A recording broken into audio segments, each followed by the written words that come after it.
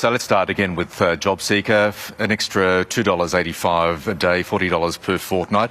It's clearly not enough, and I know you're going to say that, but a welcome move in the right direction. Well, it's not even enough to buy a loaf of bread. Labor promised that no one would be left behind. Labor's budget leaves millions of people behind, giving tax cuts to the politicians and billionaires, while everyday people on JobSeeker are left in poverty. By spending $250 billion on tax cuts for the wealthy, Labor has betrayed renters, job seekers and everyone who's doing it tough. The big gas corporations get away with paying next to nothing. Politicians and billionaires get a $9,000 a year tax cut, while too many people are being stuck and left in poverty. OK, we have other measures as well, like the 15% increase in the Commonwealth rent assistance payment, going some way to helping tackle the housing problem. Do you welcome that? Well, we're in a rental crisis. 5.5 million renters get absolutely nothing out of this budget. Those lucky enough to get rent assistance might get about $1 a day. Rents in capital cities have been growing 10 times faster than that. I think Labor just doesn't understand how severe the rental and housing crisis is. People are sleeping in tents and cars. People are spending 60% of their income on rents. And at the moment, there's crumbs on from the table for some, and millions of people get nothing at all. Labor is shifting the burden of dealing with the cost of living crisis away from the wealthy and the big gas corporations who get handouts onto everyday people. But do you understand the argument the government's making?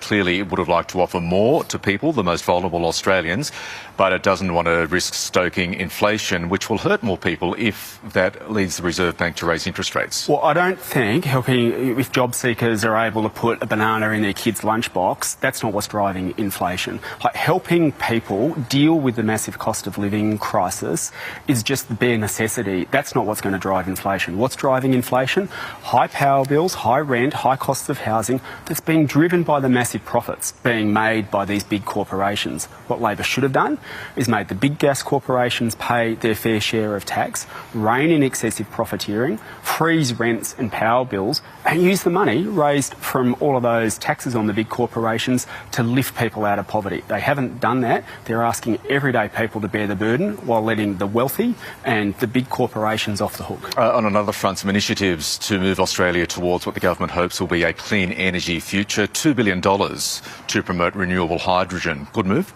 Look, the Greens welcomed the increased spend on climate. The Greens secured a third of that increased spend on climate with a $2 billion package to help households, businesses and people in public housing get off gas, and so we welcome that. And it's good to see a lift in spend on climate, but it's worth remembering that in this budget, Labor's spending more on fossil fuel subsidies than they are on their total climate spend, so still a long way to go. Stage 3 tax cuts, as we've mentioned, the costs revealed last night, $69 billion over 4 years, close to $300 billion over the decade, clearly not going anywhere. Do you see the argument that a lot of Australians are suffering because of bracket creep? Those tax cuts should stay as a way of ameliorating that problem. Well, look, a big reason that Labor refused to lift people out of poverty and give people the help they need is that they're committed to stage 3 tax cuts for the wealthy.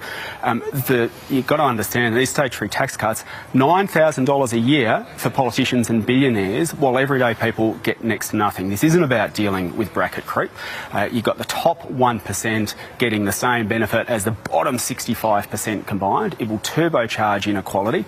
And for a government that says it's concerned about debt and sensible spending, they can still find $250 billion to give tax cuts to Clive Palmer and Gina Rinehart. If the budget situation is really what the government says, they've got to ditch the stage 3 tax cuts and put that money into cost of living relief for everyday people. OK, now just going to some of the measures we've talked about in terms of then coming to the Senate just as to tick them off. So, JobSeeker, you're not happy, but you'll support the relevant legislation? Look, moves that put more money in people's pocket, we're going to push for them to go further, but it's critical that people get money. But what the government, you'll support them. But what the government cannot take our support for granted on is their move to let the gas corporations off the hook.